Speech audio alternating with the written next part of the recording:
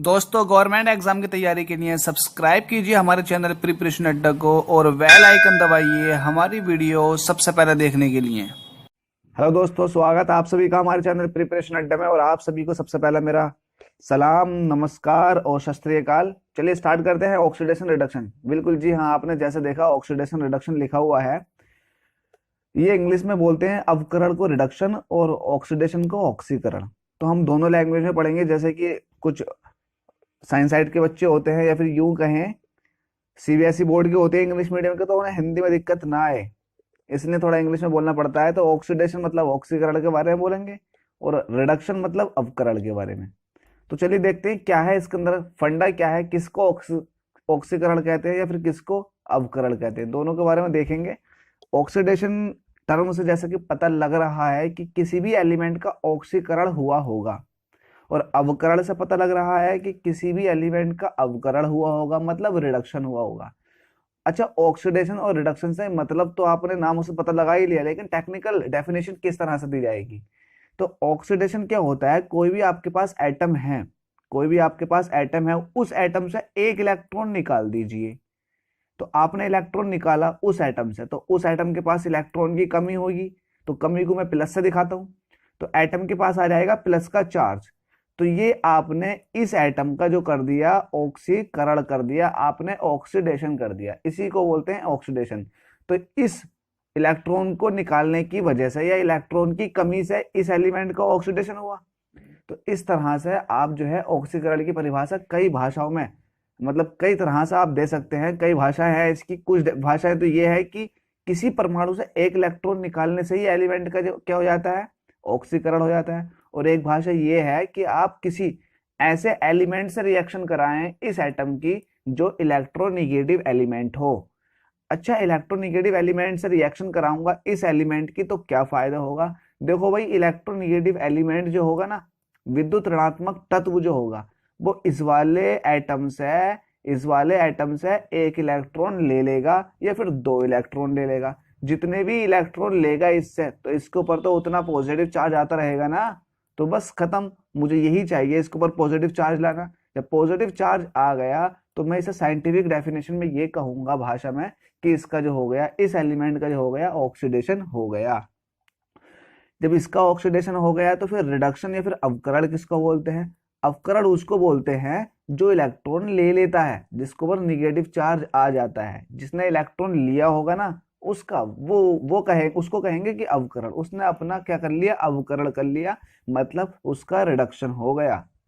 तो आपको ऑक्सीडेशन समझ में आ गया होगा और अवकरण। देखो ऑक्सीडेशन का यहाँ एक एग्जांपल दे रखा है कि आपके पास सोडियम एटम था, उससे आपने एक इलेक्ट्रॉन निकाल दिया, तो उसके ऊपर क्या आ जाएगा, सोडियम एटम के ऊपर Na+ आ जाएगा। तो ये कहूंगा कि सोडियम का क्या हो गया, ऑक्सीडेशन। और अगर देखो जैसे कि ये है आयरन, इसके ऊपर Fe++, मतलब इसके पास पहले से ही दो इलेक्ट्रॉनों की कमी चल रही है, आपने एक इलेक्ट्रॉन और निकाल दिया, तो इसके पास तीन इलेक्ट्रॉनों की कमी हो गई ना, हो गई। बिल्कुल सही, आपको समझ में आ गया होगा आई थिंक ये। तो आपको ऑक्सीडेशन टॉपिक कंप्लीट। और रिडक्शन मतलब अवकरण। अवकरण इसका उल्टा है। अवकरण इसका उल्टा मतलब अगर आपके पास, देखो, अगर मैं ये कहूं कि इस रिएक्शन को, इस वाले पार्ट को मैंने घुमा के लिख दिया, घुमा का मतलब इसे लिखूं इधर को, इस वाले को लिखूं इधर को, तो देखो मेरा ये अवकरण का हो जाएगा। मतलब क्या, सोडियम सोडियम के पास Na+ है, उसने एक इलेक्ट्रॉन ले लिया, क्या हो गया, सोडियम बना लिया, है ना। तो इसने इलेक्ट्रॉन ले लिया, तो मैं इस रिएक्शन को ऐसे घुमाऊं, तो ये हो जाएगा अवकरण, रिडक्शन, जैसे कि नीचे दिखा हुआ है। देखो कॉपर प्लस था, इससे दो इलेक्ट्रॉनों की जरूरत थी ना, दोनों इलेक्ट्रॉन ले लिए तो बना लिया कॉपर। तो ये कॉपर प्लस ने अपना क्या कर लिया, अवकरण कर लिया, रिडक्शन कर लिया। अब जिस एटम से ये दो इलेक्ट्रॉन आए होंगे, अब ये नहीं पता किससे आए हैं, लेकिन जिससे भी आए होंगे उसका ऑक्सीडेशन या फिर ऑक्सीकरण हो गया होगा। तो आई थिंक ये चीज आपको समझ में आ गई। अब रेडॉक्स रिएक्शन किसको बोलते हैं। देखो रेडॉक्स रिएक्शन, रेडॉक्स अभिक्रिया जो बोली जाती है, ऐसी अभिक्रिया को बोलते हैं जिसमें एक एलिमेंट का, है ना। देखो अभिक्रिया, पहली बात आप अभिक्रिया समझिए। अभिक्रिया कहते हैं किसे, अभिक्रिया कहते हैं जिसमें कुछ रिएक्टेंट होंगे और उससे क्या बनेगा, प्रोडक्ट बनेगा, है ना। कुछ आपके पास रिएक्टेंट है, आपने कुछ डाला और आपके पास क्या बन गया, प्रोडक्ट। अब रिएक्टेंट हो सकता है दो हो, जैसे कि ए और पी, A+B, जैसे A+B की रिएक्शन कराऊं तो मेरा क्या बन जाएगा, C+D बन जाएगा। तो आपके पास दो ऑप्शन है ना। एक ऑप्शन तो ये है कि आपने दो एलिमेंट डाल दिए, और हो सकता है कि आप दो से ज्यादा भी डाल दो, है ना, कंपाउंड। तो इसमें क्या है, अगर आपने ए डाला है और बी डाला है तो ऑक्सीकरण और अपचयन दोनों होंगे अगर इस अभिक्रिया के अंदर। क्या कहा मैंने, अगर ऑक्सीकरण और अपचयन दोनों इस अभिक्रिया के अंदर होंगे तो ये अभिक्रिया कहलाएगी ऑक्सीकरण अपचयन अभिक्रिया, या फिर इसको दूसरा नाम दिया गया है रेडॉक्स रिएक्शन। तो रेडॉक्स रिएक्शन कुछ नहीं है, एक ऐसी अभिक्रिया है जिसके अंदर एक एलिमेंट का ऑक्सीकरण हो रहा होगा तो दूसरे एलिमेंट का क्या हो रहा होगा, अपचयन हो रहा होगा। ठीक है, ये चीज समझ में आ गई। एक बार और बता देता हूँ, है ना। रेडॉक्स अभिक्रिया उस अभिक्रिया को कहा जाता है जिसमें एक एलिमेंट का ऑक्सीकरण हो रहा होगा तो दूसरे एलिमेंट का अपचयन हो रहा होगा। अब किसका ऑक्सीकरण हो रहा है, किसका अपचयन हो रहा है, ये आपको रिएक्शन देख के पता लग जाएगा। बस आपको इसकी डेफिनेशन अगर आएगी तो डेफिनेशन आएगी कि रेडॉक्स रिएक्शन किसको बोलते हैं। आपसे कोई पूछ भी सकता है कि भाई केमिस्ट्री की तैयारी कर रहे हो, अच्छा रेडॉक्स रिएक्शन किसको बोलते हैं, बताओगे क्या आप। तो रेडॉक्स अभिक्रियाएं या फिर रेडॉक्स रिएक्शन वो रिएक्शन होती है जिसमें एक एलिमेंट का ऑक्सीकरण होता है तो दूसरे का उसी अभिक्रिया के अंदर अपचयन होता है। ठीक है, अब चलते हैं। अच्छा, ये अवकारक, रिड्यूसिंग एजेंट या फिर रिडक्टेंट किसको बोलते हैं, तो ये मैं आपको कोई नए तरीके से नहीं, बस ऊपर वाले तरीके से सही समझाने वाला हूं, ऑक्सीकरण अपचयन से। ये आपने ऑक्सीकरण के बारे में पढ़ा, ऑक्सीकरण के बारे में आपने क्या पढ़ा कि ये जो है अपने अंदर से इलेक्ट्रॉन निकाल देता है ना, इलेक्ट्रॉन निकाल देता और क्या कर लेता है, अपने पास अपना आयन बना लेता। तो ये हो गया इसका ऑक्सीकरण। तो ये ऑक्सीकरण हुआ, किसका हो गया, सोडियम का क्या हो गया, ऑक्सीकरण। इसने इलेक्ट्रॉन त्याग दिया। अब ऑक्सीकारक किसको बोलेंगे, वो अवकारक, पहले अवकारक के बारे में देखते हैं। तो अवकारक वो होते हैं जिनका ऑक्सीकरण होता है। तो जैसे कि यहाँ सोडियम का ऑक्सीकरण हुआ ना, सोडियम ने Na से Na+ बना लिया, तो इस पदार्थ का क्या हुआ, ऑक्सीकरण हुआ। तो ये क्या कहलाएगा मेरे पास, अवकारक, मतलब रिड्यूसिंग एजेंट कहलाएगा सोडियम। तो जिस एलिमेंट का ऑक्सीडेशन होता है वो रिड्यूसिंग एजेंट कहलाता है ना। आप ऐसे याद कर सकते हैं, ओरा नहीं, राव याद करिए, राव, RAO। तो रिड्यूसिंग एजेंट कौन होता है, जिसका ऑक्सीडेशन होता है। रिड्यूसिंग एजेंट कौन होता है, जिसका ऑक्सीडेशन होता है। तो राव से आपको याद हो गया होगा रिड्यूसिंग एजेंट कौन होगा। रिड्यूसिंग एजेंट का मतलब समझ रहे हैं ना आप, अवकारक। तो अवकारक कौन होगा, जिस पदार्थ का ऑक्सीकरण होता है।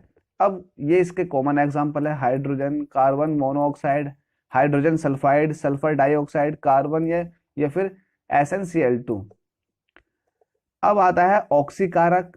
तो जैसे कि इस पदार्थ का, जिन पदार्थों का ऑक्सीकरण हुआ वो बने अवकारक, रिड्यूसिंग एजेंट। तो जिन पदार्थों का अपचयन होगा वो बनेंगे क्या, ऑक्सीकारक। तो ऑक्सीकारक अपचयन का मतलब क्या होता, अपचयन का मतलब ये होता है कि इलेक्ट्रॉन ग्रहण करते हैं। तो अपचयन तब होता है जब इलेक्ट्रॉन ग्रहण किया जाता है। तो ऑक्सीकारक वही होते हैं जो इलेक्ट्रॉन ग्रहण करते हैं, इलेक्ट्रॉनों को एक्सेप्ट करते हैं, इनको ऑक्सीडेंट भी कहते हैं। अच्छा, जितना ज्यादा, जैसे कि अगर मैं एक एग्जांपल दूं आपको, अगर मैं कहूं Mn है, ये Mn 3 Mn ले लिए, मैग्नीज है ये एक्चुअली, एक पे प्लस का 4 है, एक पे प्लस का 3 है और एक पे प्लस का 7 है। मैं कहूंगा कि कौन सा इसमें से ऑक्सीकारक है, तो आप कहोगे कि तीनों ही ऑक्सीकारक हैं। क्यों, क्योंकि तीनों के पास ही इलेक्ट्रॉनों की कमी है, इन्हें इलेक्ट्रॉन चाहिए। तो इलेक्ट्रॉन जिसको चाहिए, जो इलेक्ट्रॉन ग्रहण करता है, वही तो हमारा ऑक्सीकारक होता है, इलेक्ट्रॉन ग्रहण करने वाला ऑक्सीकारक होता है। लेकिन मैंने ये पूछा कि इसमें सबसे अच्छा ऑक्सीकारक कौन सा होगा, तो इसमें सबसे अच्छा ऑक्सीकारक वो होगा जिसके पास ज्यादा इलेक्ट्रॉनों की कमी होगी। तो इसमें Mn+7 वाले के पास सबसे ज्यादा कमी इसके पास है। तो ये किसी भी अभिक्रिया के अंदर बहुत ही जबरदस्त वाला ऑक्सीकारक होता है। अगर कहीं भी आपको मैग्नीज का कोई कंपाउंड दिखाई दे जाए और उसके अंदर मैग्नीज की ऑक्सीडेशन नंबर अगर 7 दिखाई दे जाए, तो वो बहुत ही अच्छा वाला क्या होता है, ऑक्सीकारक होता है। ऑक्सीकारक की एक ये खास बात होती है कि वो जिस एलिमेंट से रिएक्शन करता है ना ऑक्सीकारक, इस ऑक्सीकारक जिससे भी रिएक्शन करेगा उसका खुद का ऑक्सीडेशन कर देगा। ऑक्सीकारक की डेफिनेशन ऐसे भी दी जा सकती है कि ऑक्सीकारक वो होते हैं जो दूसरे का ऑक्सीकरण कर देते हैं, ऑक्सीडेशन कर देते हैं, और खुद का क्या करते हैं, अपचयन करते हैं, है ना। ऑक्सीकारक खुद का क्या करते हैं, अपचयन करते हैं, और दूसरे का क्या करते हैं, ऑक्सीडेशन। तो दूसरे का ऑक्सीडेशन कब होगा, जब उससे इलेक्ट्रॉन निकल जाएगा, और खुद का अपचयन कब होगा, जब इलेक्ट्रॉन आ जाएगा। तो बस आपको ऑक्सीकरण अपचयन और ऑक्सीकारक अपचायक ये ऊपर वाले ही ऑक्सीकरण अपचयन से ही याद करने हैं। और ये आपको एक एग्जांपल दे दिए, ये कई बार पूछा जाता है और ये आपको टेक्निकल एग्जाम्स में भी मिल जाएगा। अच्छा, अब ऑक्सीकरण संख्या क्या होती है, देखो ये ज्यादा इंपॉर्टेंट है। ऑक्सीकरण संख्या क्या होती है, ऑक्सीकरण संख्या समझाने के लिए मैं आपको एक बात बता देता हूँ। ऑक्सीकरण संख्या क्या होता है, एक्चुअली ये एक तरह का चार्ज होता है। जैसे कि अगर मैं ये बात करूं कि सोडियम के आउटर मोस्ट शेल में कितने इलेक्ट्रॉन होते हैं, आउटर मोस्ट शेल समझ लेते हैं, न्यूक्लियस के चारों तरफ तो बहुत सारी शेल होती हैं, लेकिन वो सबसे बाहरी शेल कहलाती है, आउटर मोस्ट कहलाती है, जिसमें लास्ट इलेक्ट्रॉन होते हैं। तो सोडियम के आउटर मोस्ट शेल, अगर सोडियम का 11 एटॉमिक नंबर है तो इसको मैं दिखाऊंगा हुंडी के नियम के अनुसार या फिर बोहर के नियम के अनुसार भरे जाएंगे इलेक्ट्रॉन। 2 8 2 और 8 10 हो गए, और एक 11। तो इसके जो इलेक्ट्रॉन होंगे, पहली कक्षा में होंगे 2, फिर दूसरी कक्षा में होंगे 8, और तीसरी कक्षा में होगा इसकी 1 इलेक्ट्रॉन। ये तो आपको नॉर्मल समझ में आता है।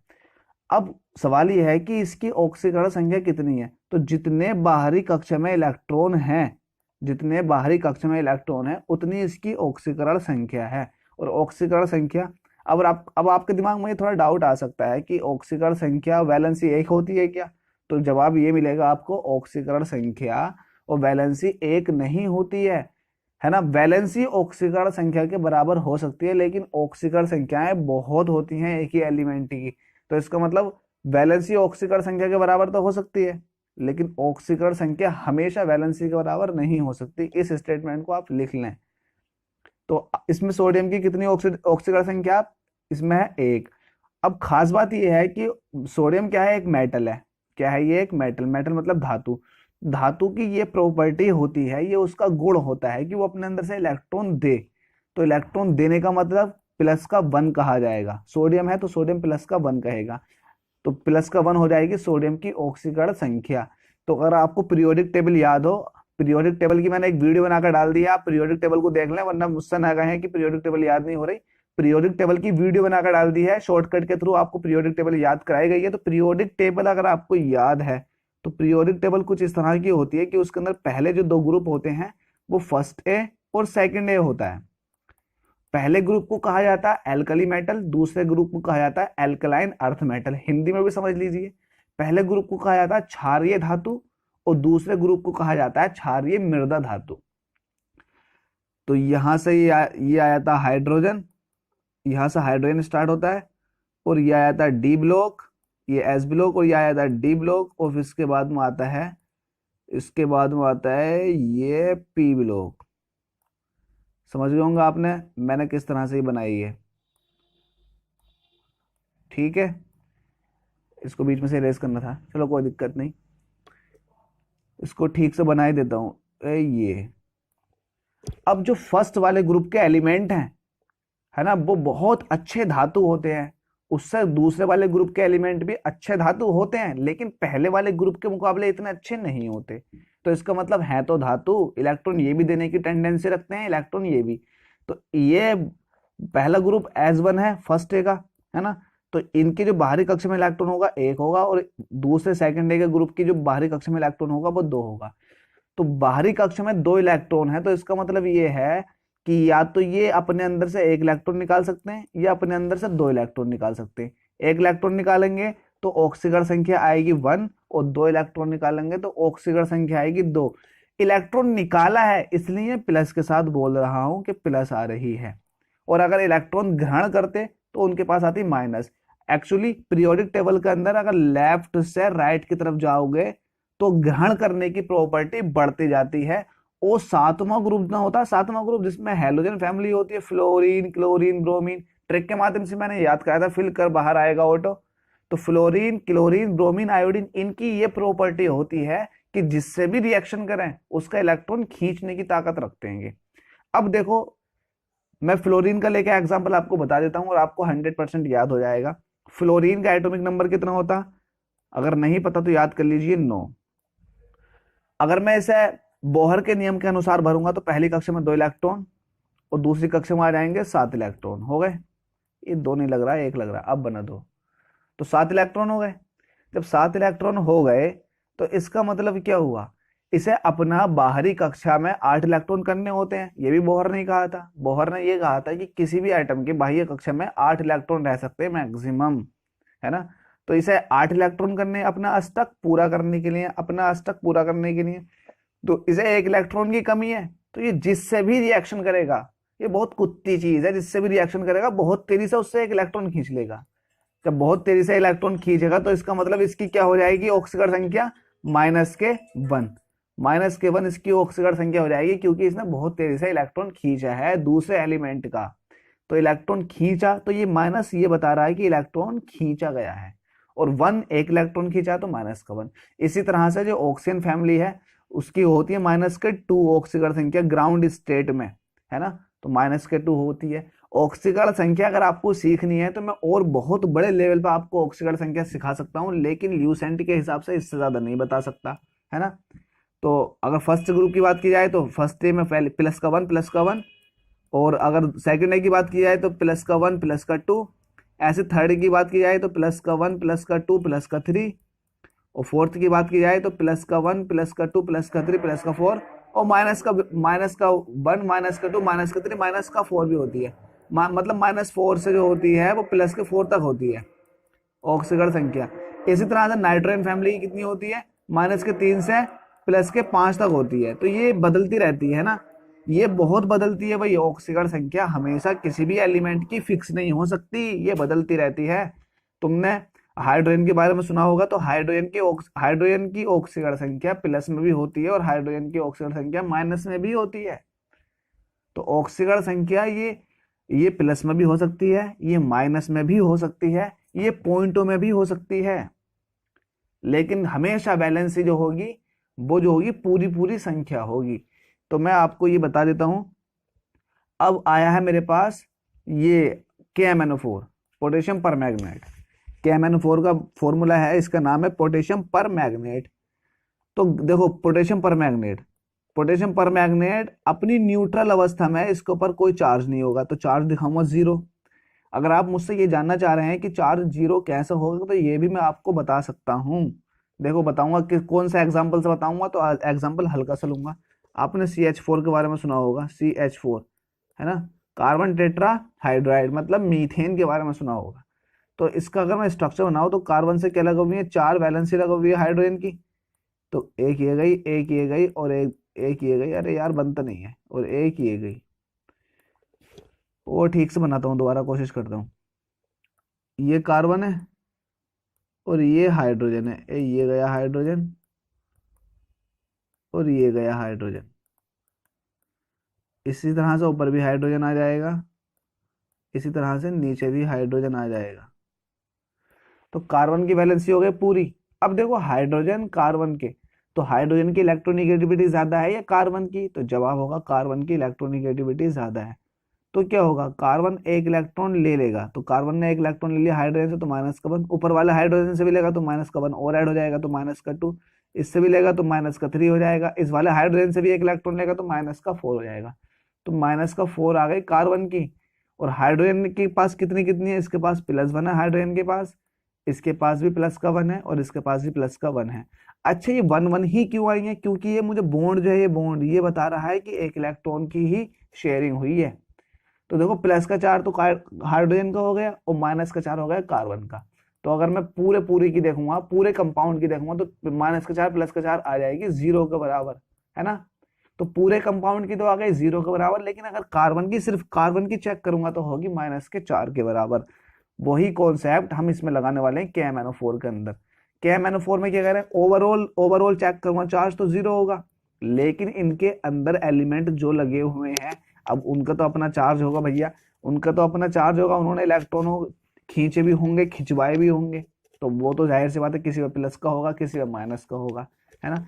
अब पोटेशियम कौन सी फैमिली का, फर्स्ट वाली फैमिली का, हाइड्रोजन लिथियम सोडियम पोटेशियम। हेली ना की, रब से फरियाद, है ना। तो हेली ना की मतलब पोटेशियम। तो जब पोटेशियम आ गया है, तो पोटेशियम पहले ग्रुप में है तो +1 होगी, मैंने आपको भी याद कराया।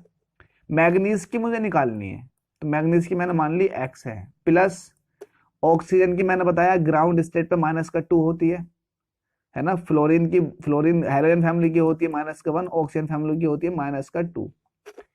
तो ये तो आ गया -2, लेकिन कितने ऑक्सीजन है, 4 ऑक्सीजन है, तो -2 की अब 4 से मल्टीप्लाई की जाएगी तो -8 हो जाएगा, वो यहाँ लिख दिया मैंने। तो एक है -8 और एक है +1, तो कितने बचेंगे, -7। तो x -7 बचा, 7 उधर जाकर काय का हो जाएगा, प्लस का, तो x बराबर आ जाएगा 7। तो इसे +7 दिखाओ, क्योंकि ऑक्सीकरण संख्या को जो है प्लस माइनस के साथ बोला जाता है। तो क्या मैंने फॉर्म में मैग्नीज की ऑक्सीकरण संख्या है 7। ये आपको 12th में भी मिल जाएगा, 10th में भी मिल जाएगा, सीबीएसई के बोर्ड के हो चाहे आप स्टेट बोर्ड के हो। तो अगर आपकी कमजोरी रही होगी ऑक्सीकरण संख्या निकालने में, तो आज वो दूर हो जाएगी। चलिए आगे देखते हैं। जैसा कि मैंने ऑक्सीकारक के बारे में आपको बता रखा, ऑक्सीकारक कौन से होते हैं, ऑक्सीडाइजिंग एजेंट, है ना, ऑक्सीडाइजिंग एजेंट। और रिड्यूसिंग एजेंट होते हैं अपकारक। तो मैंने राव के बारे में बता रखा था ना, राव के बारे में। रिड्यूसिंग एजेंट जो होते हैं वो क्या करते हैं, रिड्यूसिंग एजेंट वो होते हैं जिनका ऑक्सीकरण होता है ना, जिनका ऑक्सीडेशन होता है, ऑक्सीकरण होता है, वो रिड्यूसिंग एजेंट होते हैं। रिड्यूसिंग एजेंट कौन होते हैं, एक बार फिर से, जिनका ऑक्सीकरण होता है। और अपकारक कौन से होते हैं, रिड्यूसिंग एजेंट वह पदार्थ जो किसी दूसरे पदार्थ की ऑक्सीकरण संख्या बढ़ा देते हैं। तो ऑक्सीडाइजिंग एजेंट, ऑक्सीकारक वही तो होंगे जो दूसरे का ऑक्सीकरण करेंगे, और अपकारक जो दूसरे का अपचयन करेंगे और खुद का ऑक्सीकरण करेंगे। ठीक है, ये होने के बाद ऑक्सीकरण क्या होता है, वह अभिक्रिया जिसमें किसी परमाणु की ऑक्सीकरण संख्या का मान बढ़ जाता है, ऑक्सीकरण कहलाता है। और अपकरण वह अभिक्रिया जिसमें किसी परमाणु की ऑक्सीकरण संख्या का मान घट जाता है। तो ये आपको ऑक्सीकरण और अपचयन, रेडॉक्स अभिक्रिया, ये सारे टॉपिक क्लियर हो गए होंगे। वीडियो अच्छी लगी हो तो उसे एक बार थम्स अप बनता है। Thank you so much.